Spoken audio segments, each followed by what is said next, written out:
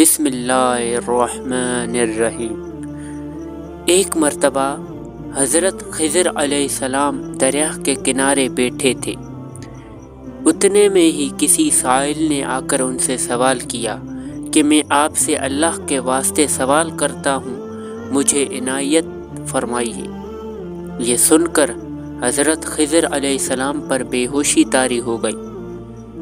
جب کچھ ہوش ہوا تو فرمانے لگے، بھائی میں تو صرف اپنی جان اور مال کا مالک ہوں، تم نے مجھ سے اللہ کے واسطے سوال کیا ہے، لہٰذا میں اپنی جان اور ذات تمہارے حوالے کرتا ہوں، تم جس طرح چاہو اس کو استعمال میں لاؤ، بازار میں فروخت کر کے اس کی قیمت سے فائدہ اٹھاؤ۔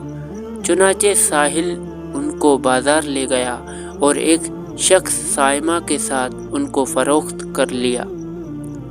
یہ سائمہ خرید کر ان کو اپنے گھر لے گیا، جس کی پشت پر اس کا ایک باغ تھا۔ چنانچہ سائمہ نے حضرت خضر علیہ السلام کو ایک قدام دے کر کہا کہ سامنے والا پہاڑ جو 3 مربع میل رقبے میں واقع تھا، اس کی مٹی کاٹ کاٹ کر باغ میں ڈال دو۔ اور یہ حکم دے کر سائمہ اپنے کسی ضرورت سے کہیں چلا گیا، اور حضرت خضر علیہ السلام اس پہاڑ سے مٹی کاٹ کاٹ کر باغ میں ڈالنے لگے۔ جب سائمہ گھر واپس آیا تو اس نے گھر والوں سے دریافت کیا کہ تم نے غلام کو کھانا بھی کھلایا یا نہیں؟ گھر والوں نے جواب دیا کہ ہمیں معلوم ہی نہیں کہ غلام کہاں ہے۔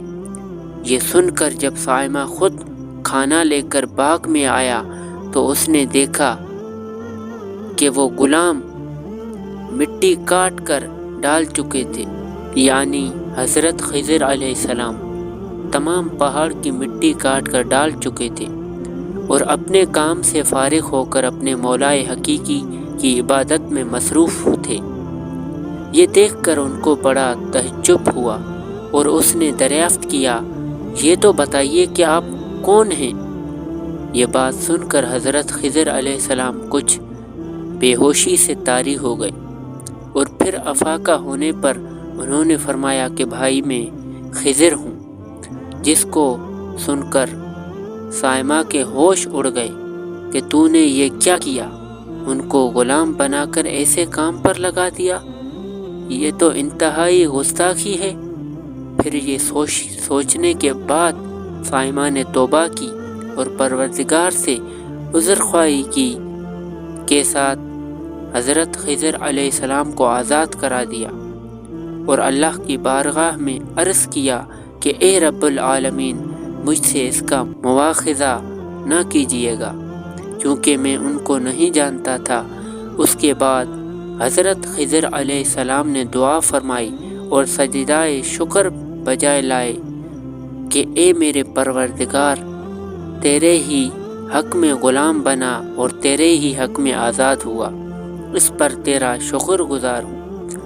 بعد ازاں واپسی کی اجازت لے کر جب دریا پر واپس آئے تو دیکھا کہ ایک شخص کھڑا دعا مانگ رہا ہے کہ اے میرے رب، حضرت خضر علیہ السلام کو غلامی سے رہائی عطا فرما دے اور ان کی توبہ قبول فرما لے۔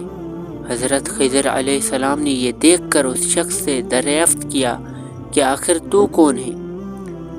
تو اس شخص نے بتایا کہ میں تو شازون ہوں۔ آپ کون ہیں؟ انہوں نے فرمایا کہ میں خضر ہوں۔ اس کے بعد شازون نے کہا، اے خضر علیہ السلام، آپ اپنے رہنے کے لیے مکان بنا کر دنیا طلب کی ہے؟ کیونکہ حضرت خضر علیہ السلام کا دریا کے کنارے پر ایک عبادت خانہ تھا۔ بس یہ سن کر وہ فوراً میدان میں نکل آئے اور وہی اللہ کی عبادت میں مصروف ہو گئے۔